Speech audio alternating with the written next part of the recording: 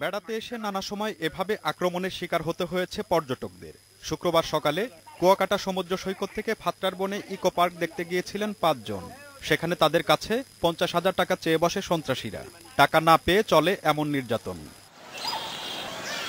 কুয়াকাটা সাগর সৈকতের নয়নাভিরাম দৃশ্য দেখতে সারা বছরই ভিড় জমায় পর্যটকরা, কিন্তু তাদের নিরাপত্তার বিষয়টি কখনো গুরুত্ব পায়নি প্রশাসনের কাছে। বেড়াতে আসা মানুষদের অভিযোগ, ভাড়ায় চালিত মোটরসাইকেল চালকেরা ঘুরতে নিয়ে যাওয়ার কথা বলে প্রায়ই মারধর করে কেড়ে নেয় সর্বস্ব। শ্লীলতাহানি ও ধর্ষণের মতো ঘটনাও ঘটছে কুয়াকাটায়। এখানে অ্যাটলিস্ট রাত্রে 10টা বা 9টা 10টার পরে থাকাটা বাইরে যারা আসবে তারা সেফ মনে করবে না, আমি মনে করিনি। বিভিন্ন অপরাধের একটা কেন্দ্রবিন্দুতে পরিণত হয়েছে এই কুয়াকাটা। এখানে পর্যটকদের অবশ্যই উচিত হবে যেটা সার্বিক নিরাপত্তা দেওয়ার। কুয়াকাটার নিরাপত্তায় বসানো হয়েছে একটি নৌ পুলিশ ফাঁড়ি, কিন্তু লোকবল স্বল্পতায় জনপ্রিয় সব এলাকায় পর্যটকদের নিরাপত্তা দেয়া যাচ্ছে না। যে নৌ ফাঁড়ি আছে সেখানে পুলিশের সংখ্যা অত্যন্ত কম।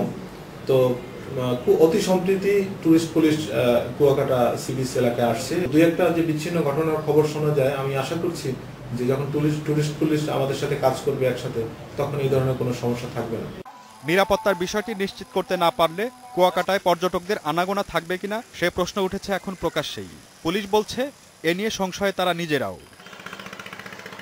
Zahurul Johnny, independent news.